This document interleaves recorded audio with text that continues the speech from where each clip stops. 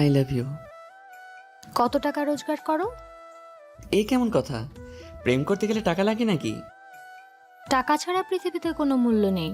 যার যত বেশি টাকা, তার ভালোবাসা তত খাঁটি। আচ্ছা, টাকা দিয়ে কি সুখ কেনা যায়? আচ্ছা, টাকা ছাড়া সুখের সংসার গড়া যায়? ভালোবাসা থাকলে জীবনের সুখগুলো ঠিক আসবে।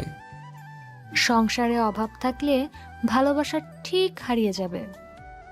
আমি তো এক্ষুনি তোমাকে বিয়ে করছি না, তাই সংসার হতে দেরি আছে।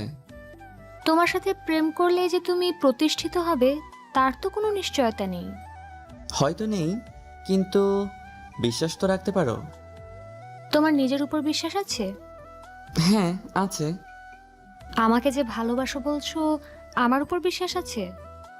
হ্যাঁ, আছে। তাহলে 3 বছর সময় দিলাম, নিজেকে প্রতিষ্ঠিত করে দেখাও। এই সময়ের মধ্যে তুমি আমার কোনো খবর পাবে না, তবে আমি তোমার অপেক্ষা করব। তোমার প্রেমটা সত্যি বলে মেনে নেব। রাজি আছো? তোমার সাথে মাঝে মাঝে কি ফোনেও কথা বলা যাবে না? না, যাবে না। রাজি আছো কিনা তা বলো। ঠিক আছে, এটাই যদি আমার ভালোবাসা পাওয়ার একমাত্র পথ হয়ে থাকে, তাহলে আমি রাজি আছি। ভালো থেকো। অপেক্ষায় থেকো। এইভাবে 3টি বছর কেটে গেল। সিনেমার গল্পের মতোই ছেলেটির ভাগ্য তার সঙ্গ দিল। সে জীবনে প্রতিষ্ঠিত হয়ে বাড়ি ফিরে মেয়েটির খোঁজে তার বাড়ি গেল। মেয়েটির বাবা দরজা খুলে তাকে বলল, আমি জানতাম তুমি আসবে বাবা। ছেলেটা কিছুটা হতবাক হয়ে তার প্রেমিকার খোঁজ করলে মেয়েটির বাবা তাকে বাগানের এক পাশে এক সমাধির পাশে দাঁড় করিয়ে তার হাতে একটা চিঠি দিল আর বলল, তোমার ভালোবাসা এখন ঘুমাচ্ছে। সে যে চিরতরে ঘুমিয়ে গেছে। কথাগুলো শোনা মাত্রই ছেলেটি মাটিতে পড়ে গেল আর চিৎকার করে কান্না শুরু করলো। কিছুক্ষণ পর সে মেয়েটির লেখা চিঠিটা খুলে দেখল, আর তাতে লেখা ছিল, আমি জানি এখন তুমি আমার শর্তে জিতে গিয়েছো, আর আমি জীবনের কাছে হেরে গিয়েছি।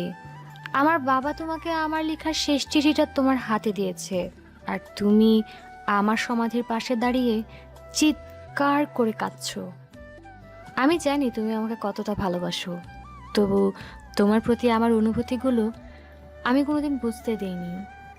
কারণ আমি জানতাম এই ক্যান্সারের মতো মরণ রোগ আমাকে তোমার সঙ্গী হতে দেবে না। আর তোমার জীবনের সব থেকে বেশি গুরুত্বপূর্ণ সময়টা আমি নষ্ট করতে চাইনি। কারণ তোমাকে তোমার পরিবারের প্রয়োজনে, জীবনের প্রয়োজনে অনেক এগিয়ে যেতে হবে। তাই তোমার সাথে একটু অভিনয় করে তোমাকে আমার জীবন থেকে দূর করে দিয়েছি। আসলে আমিও তোমাকে অনেক বেশি ভালোবাসি, সেটা চাইলেও কোনো দিন তোমাকে বলতে পারিনি। কী বা করতাম বলো? সবার কপালে যে সুখ থাকে না। এখনো কাঁদছো?